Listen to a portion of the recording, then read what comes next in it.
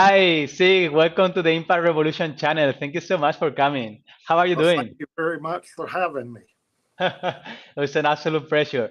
Sig, normally we start with a couple of questions that are a bit more personal in order for the audience to know you a bit better. And then later we can go to the more professional interview kind of questions. Is that okay? Okay. All right, great. So I love this question. It's one of my favorite. If you could wake up anywhere in the world tomorrow, Sig, where it will be and why? Uh, it would probably be somewhere in Bali or Thailand, All right, just cool. because those are. I have just come back from a 5 week trip over there, Oh, and I nice. really enjoyed it. I enjoyed the beaches and just the people. Uh, Ah, so if I were to return, that would be where I would want to return to. yeah, But okay. to be honest, I doubt that I will ever return. I tried it twice and failed twice, and so Why?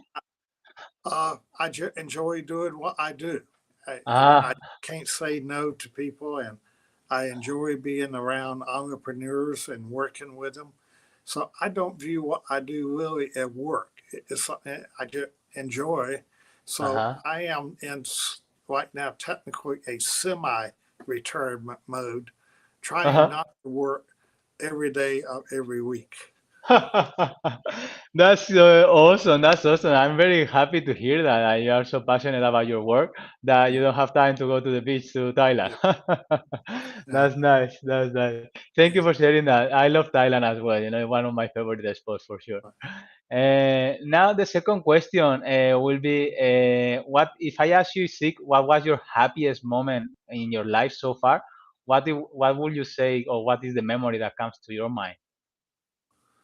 Oh, well, they are so many of them, because Sure. when you think about, I have 7 kids, so Wow. having children is Wow. always a happy moment. Uh-huh. You know, Sure. then I guess there've been a number of honors that I have gotten that are always happy moments.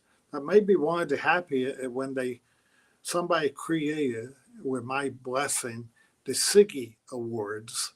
Uh-huh. And we now have every year we give out 4 awards to the unsung heroes investors, i.e., angel investors in Atlanta who are doing things that people don't know about. They don't get the angels don't get appreciated the way the entrepreneurs do. And Uh-huh. so 2 of my friends wanted to create that award in my honor. And when they did, they asked me what kind of award was it going to be. And I told them I wanted it to be a bobblehead of me. I'm up ahead of you. Yes, so we give out a bobblehead to the award winners every year.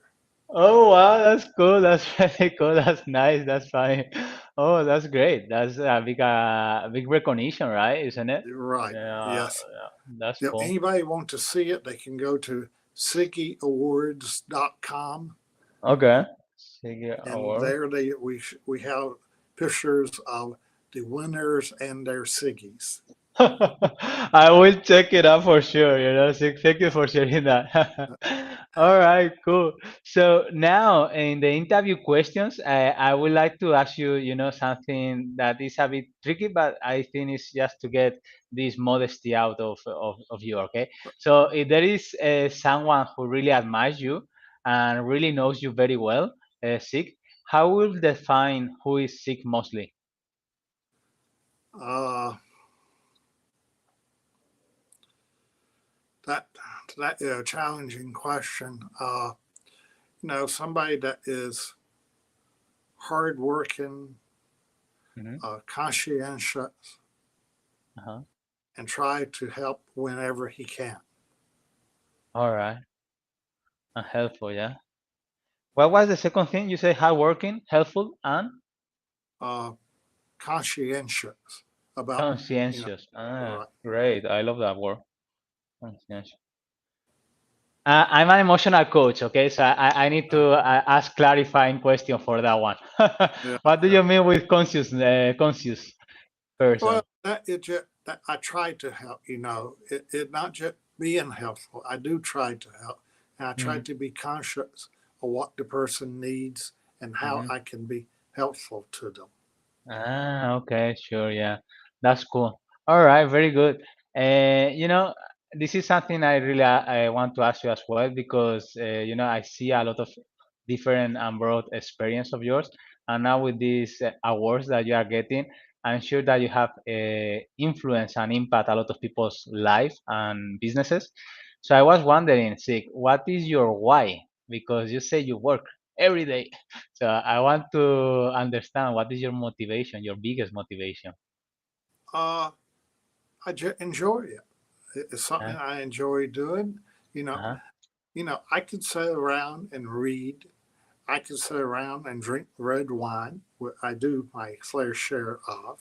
But, I enjoy working with the entrepreneurs. I enjoy being able to help, you know, Mm-hmm. a lot of what try to help people with what I just kind of call common sense.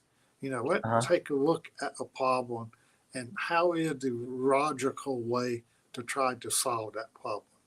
And how Uh-huh. can I help instill into entrepreneurs how to look at problems and how to address them? And, Uh-huh. and Sure, just sure. I enjoy doing. Uh-huh. I'm sure you have seen in my background, I work with Georgia Tech. I work with the Advanced Technology Development Center here in Yes. Atlanta. I work with Emory. I work with Georgia Slate. And I Uh-huh. work with the Russell Innovation Center for Entrepreneurs. All the different kinds of people, students, I don't, the entrepreneur can be older, they can be younger, you know, they can be just students in college. Uh-huh. I still Sure. enjoy working with them. All right, lovely. Thank you for sharing that. And how did you come to this world? What makes you go to this world at the start? Do you remember? Oh yes, I remember. Uh, well, just a little background. I got my accounting degree out Uh-huh. of Emory University many, many years ago. We won't count the number. It's okay. And No, no need. I went to work for a CPA firm, and I Uh-huh. decided that auditing was not what I liked. I liked accounting, but not auditing. And so Okay. I only lasted 8 months with the CPA firm. Then I went to work for a mainframe computer software company here in Atlanta, Okay. and I was there for 21 years. Wow. And in 1990, we chose to sell that company to Dun and Bradstreet. Mm-hmm. Well, my job basically got eliminated at the time. I got the employment agreement. I didn't really have anything to do. So Sure. I negotiated a deal with the chairman of the company, who I Uh-huh. get gotten to be very close with, to set up his family office. I ran his family foundation. And part of what he wanted to do was to give back to the entrepreneurial community in Oh, Atlanta because they had been very good to the company that we had worked for. So sure. we began doing angel investing before it was called angel investing. And Oh my so God, that's so cool. we started investing in early stage companies. And over a 20-year period, I did 122 technology deals. Wow. And we made money, which was a good thing. Uh, Uh-huh. then, about 2 years out of that, I decided to raise a venture fund. Uh-huh. And I raised 31 million in a venture fund and made 23 additional investments. Wow. And most of what we invested in were here in the Atlanta area because the whole idea behind it was to help build the Atlanta technology community. And, Uh-huh. and I think we have helped build the community. Uh, there have been a Uh-huh. lot of other people that have done a lot for the community too, but I think we had a little impact. Yeah, no, definitely. That's beautiful. That's beautiful story, It looks very exciting, right? Oh, yeah, yeah. Why Atlanta? Are you from there exactly, or you moved Yes, there? You are from Atlanta, I right? grew up about 40 miles north of here, and then Okay. I came to Emory, and I've been in Atlanta ever since.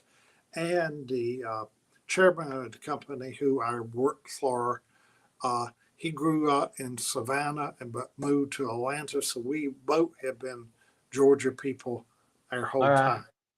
All right, that's cool. I don't know so much about USA, so I'm going to be honest. I was wondering, what is your favorite thing, in Atlanta that makes you stay there and provide a service for growing the companies there. Well, Atlanta is a great city in that it has great weather year round. We have truly four seasons of the Hmm. year. And Okay. so, you can enjoy it. Never get that cold, maybe Yeah. once or twice a year. But, for Okay. practical purposes, we have great weather. We don't get a lot of cold. We All have right. a great business environment because businesses can hire people here. They got a lot of resources. The cost of living is very good here. The Hmm. people are friendly. We are true Southerners from the days gone by. And so the city itself is a very welcoming city to Okay. outsiders. We are, some people have called up the melting pot of the South All because right. we have so many different kind of people from various countries and nationalities that That's come cool. here, and a Hmm. lot of people just never leave. They come here and they just love it so that they just stay here. All right, that's good. I think diversity gives a lot of innovation and a lot of collaboration and different mindsets, right? So it's Right. always been good. Uh-huh. All right, very good. That's nice to hear. Sig, I was wondering, in all these years of experience, what main lessons learned do you think you could share best with us today? Well, there are probably many lessons when you think about it. But what taught, since I am mainly into entrepreneurship and into early stage company, let's talk Sure. about what makes an entrepreneur Mm, because that is something that has I have evolved with over mm, time and have gotten to I won't say to be good at, but I'm better than I was when I began for sure. uh-huh. Because figuring out entrepreneurs and whether or not they are the right people to invest in is more of a gut feel, more of a qualitative feel. They're not really quantitative about it, but all qualitative. How did Uh-huh. you have to get to kind of to know the person.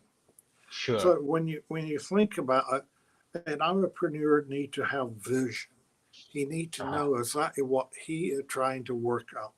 So Sure. it's important that they are able to see opportunities and envision a better future with what they are Mm, doing. They mm-hmm. need to be passionate and persist. They got to have the passion Mm, of some of wanting to do what they are doing. Just uh-huh. to be a person to try to build a business, you got to have a passion. And a good thing if you have a reason. I have one company where the entrepreneur in the kitchen, Uh-huh. they have a knob that goes on the stove that will cut that you can cut the gas or electric off without being there. The All right. reason the reason she began that business was her mom almost burnt the house down twice, not intentionally, but she just got to cut off the stove. So she Sure, had sure. passion. She had a reason to A big want to do reason. that. Yeah. Uh, you got to have adaptability. You got to be able to adapt to what is happening in the marketplace and in building a business. You Mm-hmm. got to have a great work. You just being an entrepreneur is a life changing thing in that you need to be prepared to work 100 hours, 120 hours a week. You're Hmm. not going to get paid what you would get paid if you were working in the corporate world. Uh, you may not have great benefits. You may not get to take vacation. So you got to have that work that said, I'm going to do this and I'm dedicated to it. You got to Hmm. have old resilience because things are not always going to go well. Sometimes they don't go the way you want them to go. You know, Uh-huh. or if Definitely. building a product or even employing people, and that is very important too. You need to be able to bring the right kind of people around you. Do you know Definitely. how to bring people and so on? Leadership. You know, you think about entrepreneurs, they don't have anybody there guiding them. Outside maybe some of their investors or advisors. So they really have to be the leader of the group and keep Mm, keep people motivated. And that again come back to bringing the right people on board. totally. Hmm. You got to be able to solve problems because whatever you're again, I'm talking from a technology point of view. Sure. Whatever you're building got to be solving a problem. And so you got to have that outlook to be able to solve a problem. Uh, Entrepreneurs have to continue to learn every day, because again, they don't have anybody there teaching them. So they have to learn and figure out what is the right thing and move on. Uh, Uh-huh. they just have and when you look at it from a viewpoint, and this is not something that they control, but from an investor viewpoint, it is something you want to invest in people you want to be around. You want to invest in people that you feel comfortable about being Mm, around. One mm, of the things I like to do when I invest in an entrepreneur is take him and his wife or husband or a significant other out to have drinks and or dinner. You want to see how they behave in a social environment. You know, he may behave very great in a business environment, but you get him in social, and if he doesn't behave the same way, that says something about him as a person. integrity, right? Yeah. Yeah, All right. Interesting. Yeah. That's a good point, right? Mm-hmm. yes, and Totally. Because venture capitalists and startups and entrepreneurs are long-term relationship, right? So right, you want to make sure that it is a good fit. right. Mm. Well, I have told entrepreneurs in the past, taking venture or angel money, almost like getting married. Because unfortunately, though, you can divorce and get rid of your significant other. You can't divorce me because once you have my money, until I get my money back, I'm there. That's a funny metaphor. Yeah, I love it. That's right. That's right. You have to make the right choices. So that's a good point. And how do you do it? So you go specifically with them to go out for drinks or to go to a social event before signing, of course. Yeah, Um, yeah. and then is there anything else that you look for before making this engagement? Well, to be sure that he understands what it is to be an entrepreneur. So, like I Mm, say, he had to work 120 hours or 100 hours a week. He's not going to get paid much. He's not going to get the benefit he entitled to. mhm, Can he and his significant other be happy with that kind of environment? Because that may mm, go on for 2 or 3 years mm. before he'll get to the point of not having to kill himself working and getting a decent salary and decent benefit. You know, Sure. or is he and his significant other prepared for this? Uh-huh. Sometimes people don't think about, you know, I have had people come to me wanting to become entrepreneurs. And one of the questions I asked them, particularly if they have come out of a major corporation, is how much money do you need to live on? Because I have had people to come to me wanting to be entrepreneurs. Oh yeah, I need a quarter million, 300,000 in salary. every year. And I said, well, that's not the way early stage entrepreneurs get paid. The So, reality is different. so they really have to think about, do they want to jump into this? Uh-huh, uh-huh. That's interesting. Yeah. So at the end, it's kind of the mindset, isn't it? Sick. It's about the mindset of how if they want to venture in these kind of things, and you want to understand what they think, right? And if they are capable and they are Right, resourcefulness and resilience to be able to do this long term. right. Yeah, because you have to be, because you don't get to be an entrepreneur and get out of it in a year or so. You know, Mm, because one of the other things you want an entrepreneur who want to really build a business. I don't like entrepreneurs who want to just build a company and sell it immediately. mm, Somewhere down the road, we do want it to be sold because that when we get to make money as investors. But sure. in the beginning, you want somebody to build a business that they want to run, and they want Mm. it to be a real business. Yeah, yeah. I remember this from Warren Buffett. He says, I like to get companies that love their business, not the money, Right? Yeah. right? Yeah. Exactly. Yeah, all right. It's like the example you give about the issue with the gas, right, in the kitchens and Yeah, all that. right. It's something that wants to be solved, and it's important, and it has a Yeah. meaning. Okay, very good. Thank you, Sik.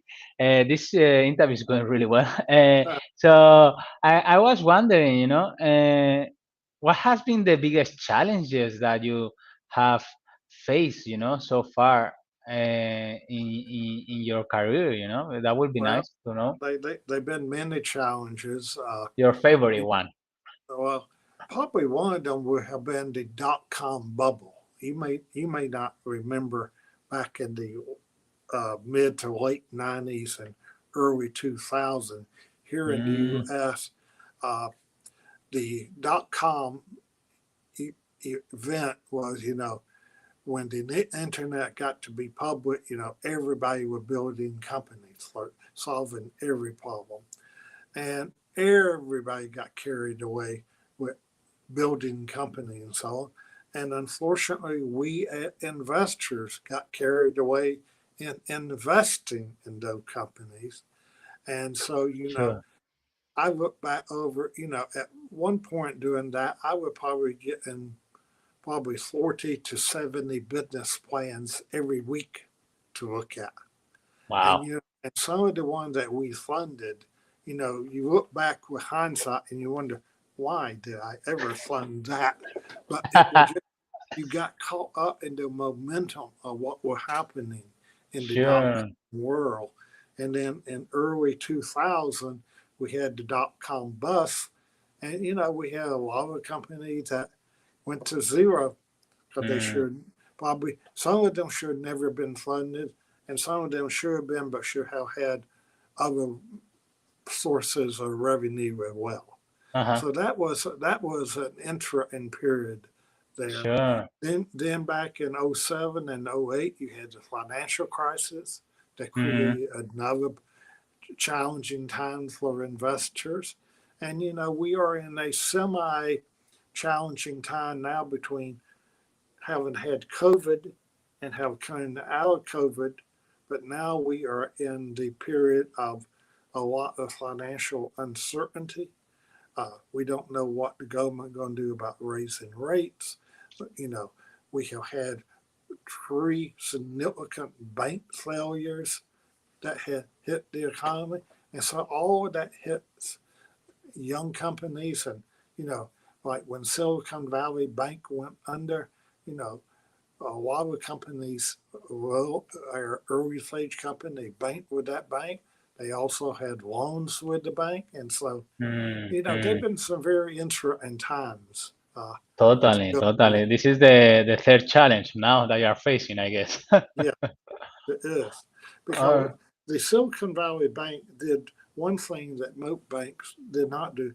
They figured out a way to loan money to young companies. mm, And they were willing to take a bigger risk than most banks were. Now that Silicon Valley Bank had gone, I don't know who are going to step in and start taking the risk because young companies do need loans in addition to getting venture and angel money. Mm. Mm-hmm. Sure, sure, definitely. It makes sense. Interesting. And I was thinking also artificial intelligence, is something that is coming now that I think is going to be, I don't know if it's similar to the dot-com bubble, but it can become another kind of bubble, Yeah. with Well, AI. I don't know. I don't think we'll see another as bad as the dot com bubble because one of the real challenges of the dot com bubble was that we were letting companies go public. We were investing in companies that had no revenue.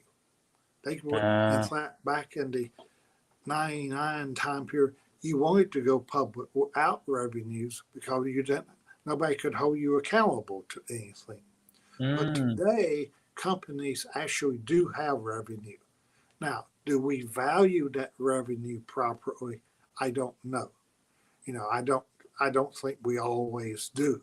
But at least companies do have revenue. So I don't think we'll see another crisis the way we saw it in the dot com okay. bubble. All right, I didn't know that happened in the past. That's interesting. So why did you invest if they were not doing revenue? I didn't get That very would well there. that would the thing that what everybody was doing. Ah, okay, all You right, know, okay. unfortunately, angel and VC tend to move as a herd. They kind of move, and so somebody gets started on something, and we don't always think Ah, about what is going on. And that's what happened in the dot com bubble. Everybody just had so much money, and they had so many new ideas, and they were just trying to create so I many new see. companies that Mm, everybody got caught. Well, most everybody got caught sure. in it. You know. It's interesting. I'm reading this book about influence and the tricks of psychology about influence, and this is the social peer pressure. That Yeah, is called. yeah. That, Uh, it's there. It does exist.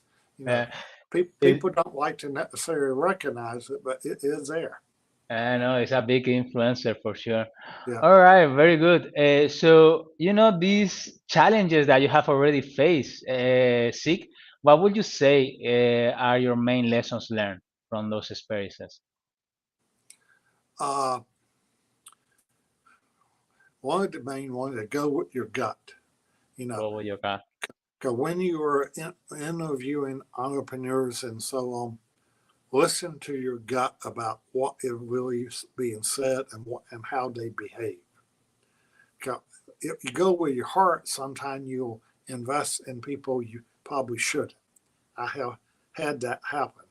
I had one deal that I knew I shouldn't invest in, but I was so far down the trail and gotten to the point that I said, no, I'm going to do it. It took me 17 years to get out of that deal. In fact, Uh, actually, it took longer because I got in that deal in 99 and I'm mm, just now getting out. okay, 23 wow. years in that deal. Uh, And, if I had listened to my gut, I would have not done the deal. that's cool. That's a good experience. Yeah, Yeah, sometimes we have to have this. We all have this inner conflicts, right? right. And we Yep, don't know what to answer. But yeah, that's right. a good point, because you had this experience, and it's Yeah, important, not always taking right. the deals that we Right. think. Uh-huh. And one of the other things when you are an investor, not an entrepreneur, Sure, when you sake. when you are investing in entrepreneurs and you got other investors coming in, you need to do due diligence on them because make sure you know how they are going to behave when something doesn't go right. Because you know Mm, it's not going to go right. It never mm, goes all the way. And the reason I say that is I have done 145 deals, and I have had one that came anywhere close to meeting their projections. Most mm. people never quite come close. So you need to know how your co-investors are going to react when things don't go well. Mm, good point. Very good point. Yeah. Unfortunately, we already 30 minutes. I cannot believe it. See, it was very quick. Is there anything else you would like to share before we close out? Sig? No, I just think, for entrepreneurs, you just need to be sure you know what you're getting into. And, Mm-hmm. before you go jumping in. Okay, I like that. All right, and I love this question, so I wanted to ask you just as a closeout, if you could leave a powerful message to the whole world, sick, what it would be and why? Uh, I, I think you have to be true to yourself and do what you feel comfortable with and, you know, live your life to the fullest. Uh huh. I love it. All right, sick. Thank you so much. We're in touch, and yeah, until now, thanks a lot, sick. Okay, you're welcome.